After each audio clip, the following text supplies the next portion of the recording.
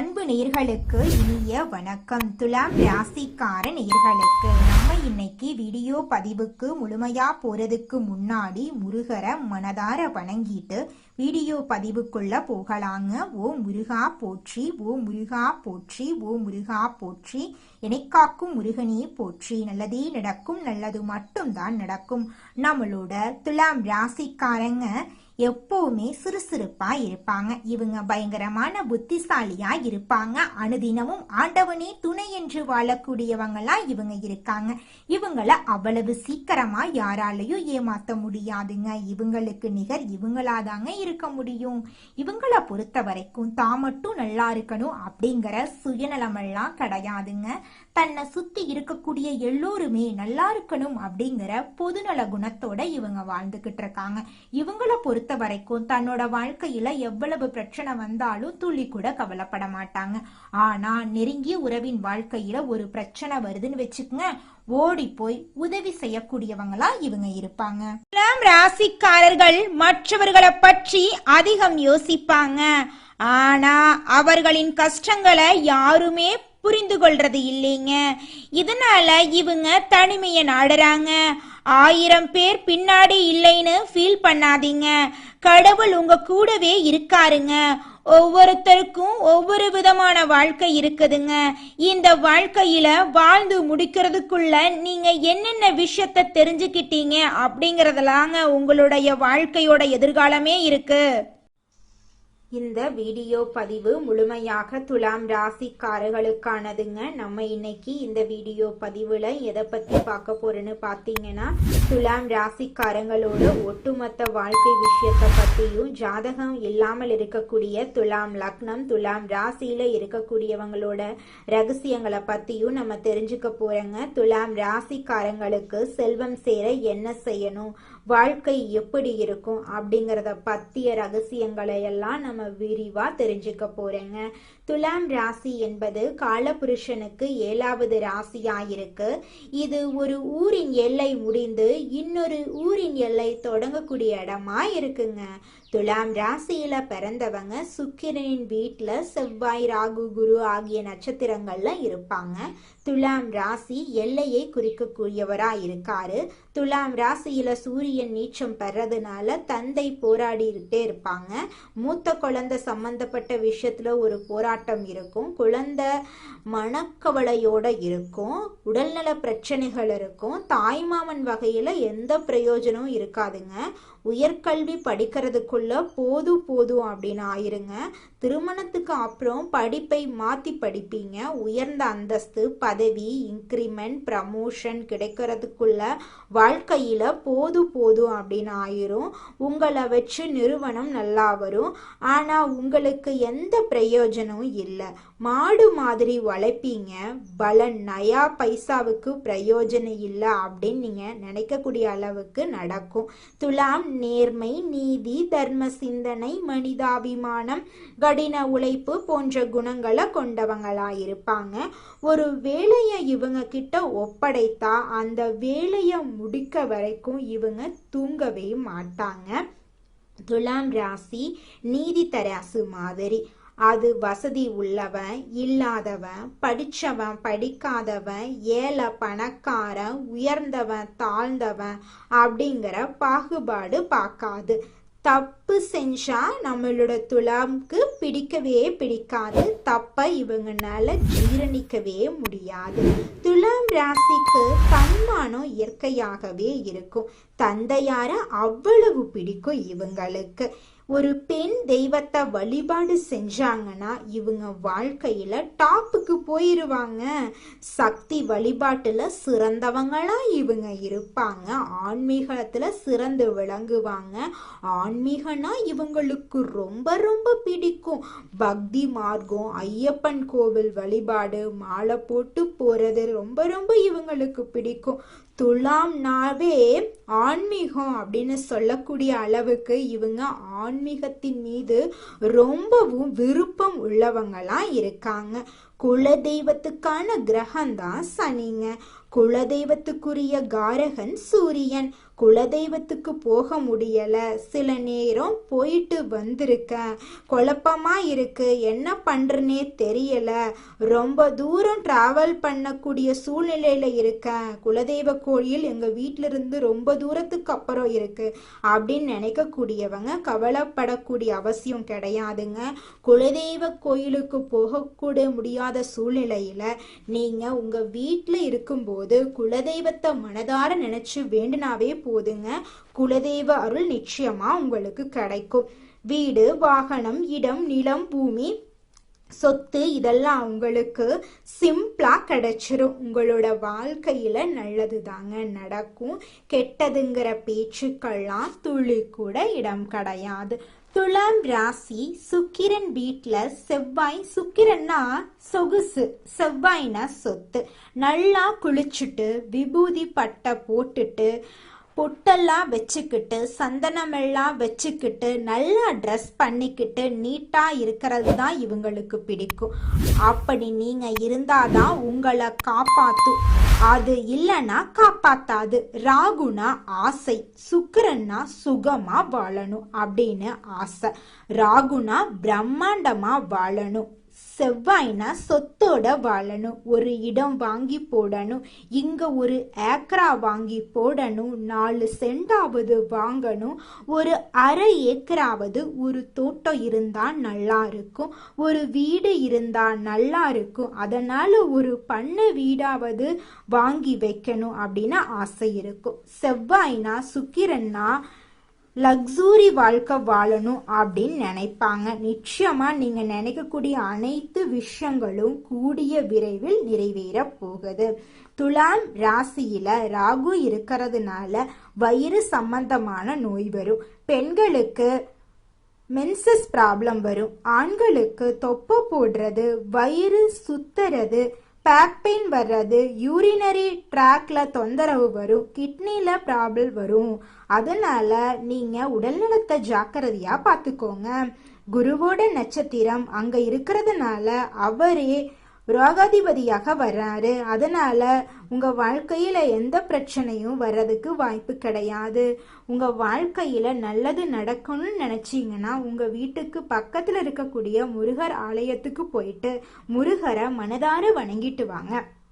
உங்க வாழ்க்கையில இருக்கக்கூடிய அனைத்து பிரச்சனைகளும் காணல் நீரா கரைஞ்சு போயிரும்.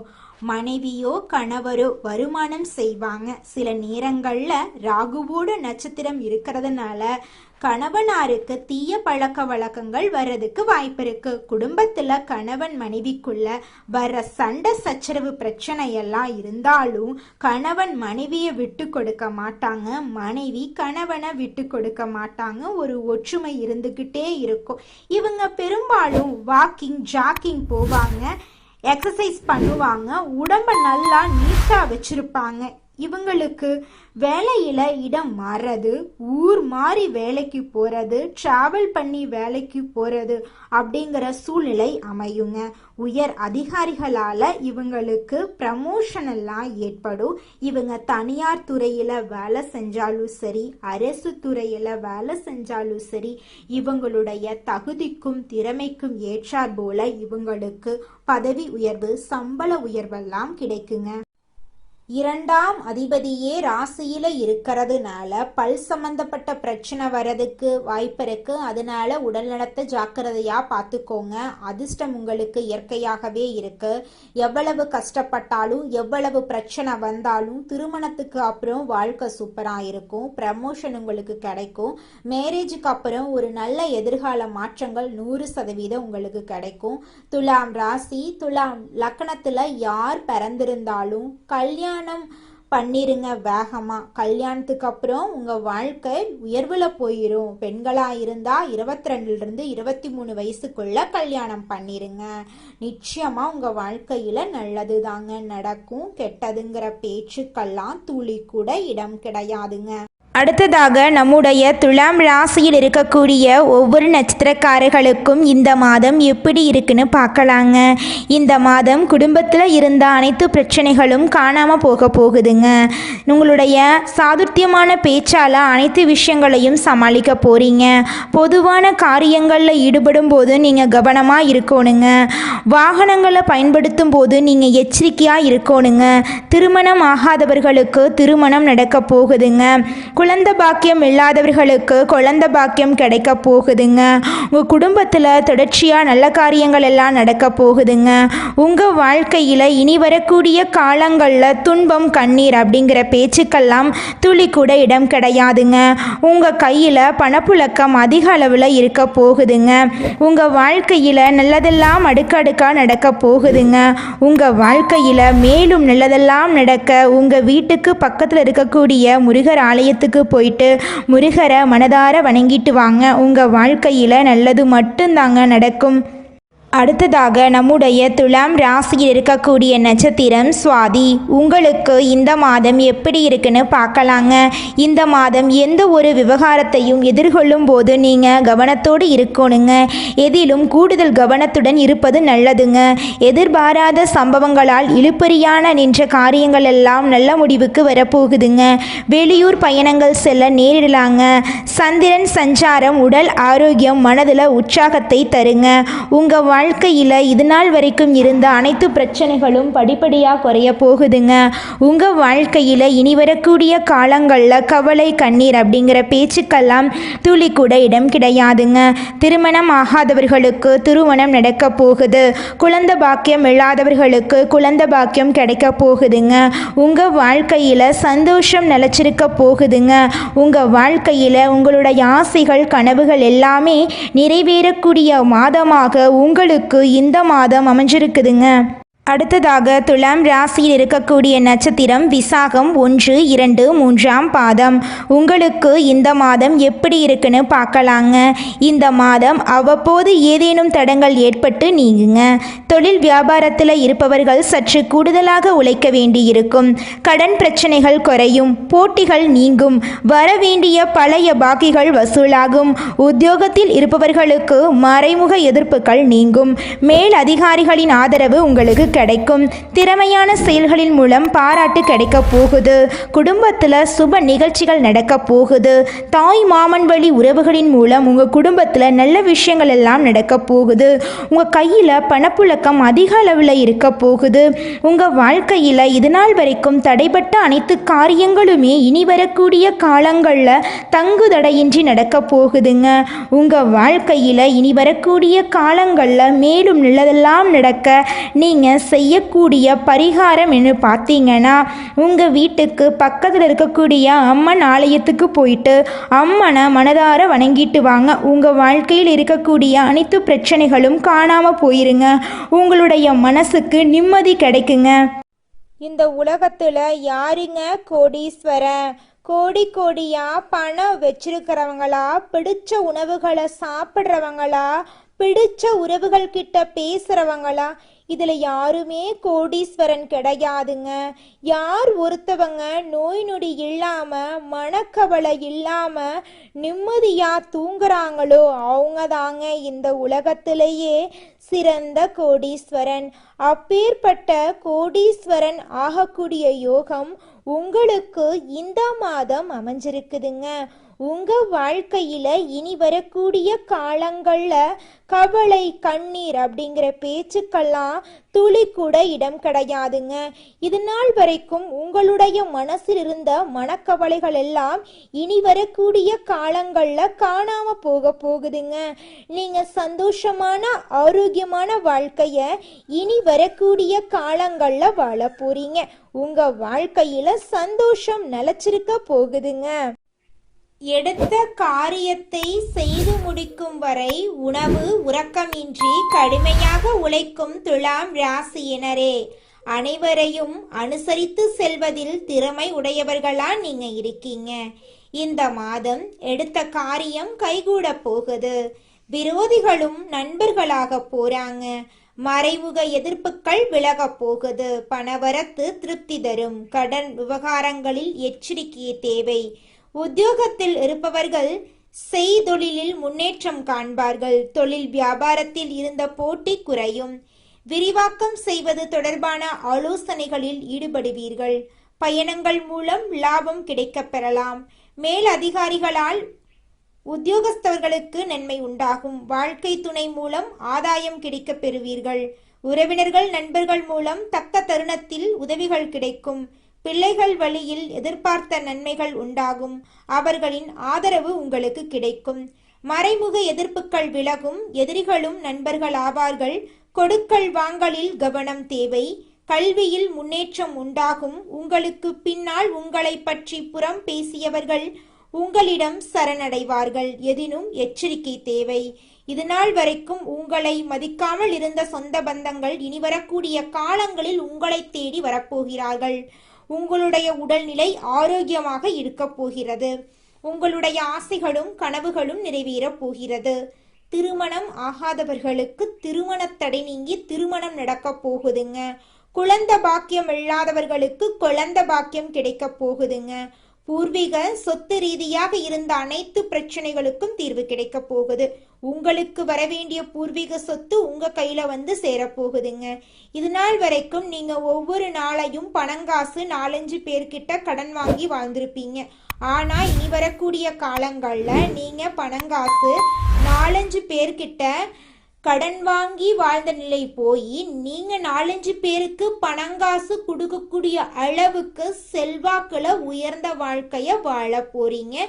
துலாம் ராசிக்கார அன்பு நேயர்களே, எண்ணம் போலதாங்க வாழ்க்கை அமையும். அதனால எண்ணங்களை நேர்மறையா எண்ணுங்க. நிச்சயமா உங்கள் வாழ்க்கை நல்ல விதமா அமையுங்க.